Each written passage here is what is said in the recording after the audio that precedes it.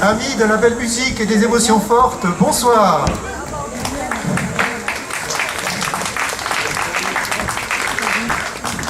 Nikos Kavadías, poète grec, a navigué pendant 40 ans. Il a vécu pendant 65 ans. Il était radio dans la marine marchande. Il a aimé passionnément la mer. Il a maudit passionnément la mer. Il lui a consacré tout ce qu'il a écrit. Peu de choses en nombre de pages, mais beaucoup de choses en qualité. D'abord, Le Quart, un roman, récit, publié en 1952, qui raconte une traversée sur un rafio pourri dans l'océan Indien, avec la maladie, la fièvre, le chagrin, une bourlingue déglingue, pourrait-on dire, qui nous plonge jusque dans les abysses de l'âme humaine. Ce livre a fait un tabac en France. Il est disponible actuellement dans la collection Folio. Et puis, il y a les poèmes. 52 poèmes seulement, répartis en 3 recueils. Marabout, en 1930. Marabout, c'est l'œuvre d'un jeune poète post-baudelairien. Vous allez voir l'influence de notre grand Baudelaire, avec un petit quelque chose en plus. Et puis, après la guerre, Brume, en 1948, et Traverso, en 1975. Là, c'est un peu différent. Ça devient une suite de visions très étranges. On se demande ce que le poète a fumé. Et comme toujours, comme dans le recueil précédent, un mélange de sordide et de merveilleux, de ferveur et d'amertume, de désespoir et d'humour. Avec l'oncle Nikos, nous partons en voyage. Le rafio est aux mains d'un fameux équipage. Le Théo Secaldi Trio.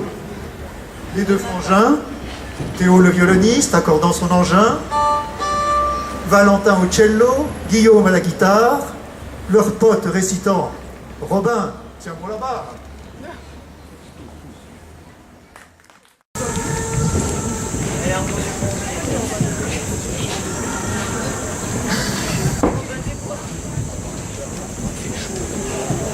Tous ceux qui sur la mer ont ma vie partagée prétendent que je suis un pervers, un infâme, que très sournoisement je déteste les femmes, qu'avec elles jamais je ne vais m'allonger.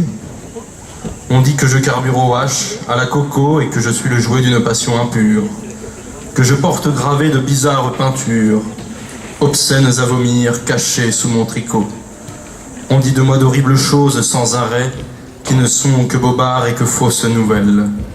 Et ce qui m'a frappé de blessures mortelles, nul ne l'a jamais su. J'ai gardé le secret.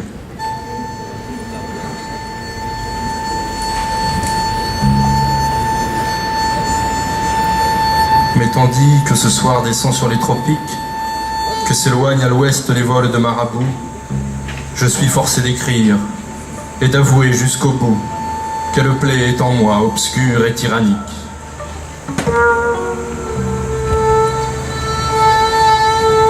En ce temps-là, j'étais sur un bateau postal, aspirant, sur la ligne d'Égypte à Marseille, quand je la vis, aux fleurs de montagne pareilles, et devint son ami, son frère, son féal.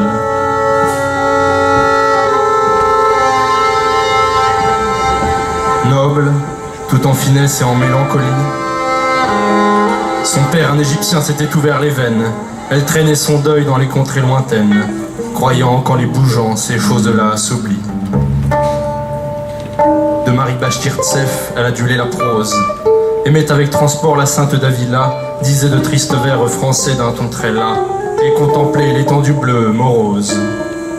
Moi qui n'avais connu que les corps des drôlesses, moi, l'âme sans vigueur, par la mer ballottée, je retrouvais ma joie d'enfance à l'écouter parler comme un prophète, extase et allégresse.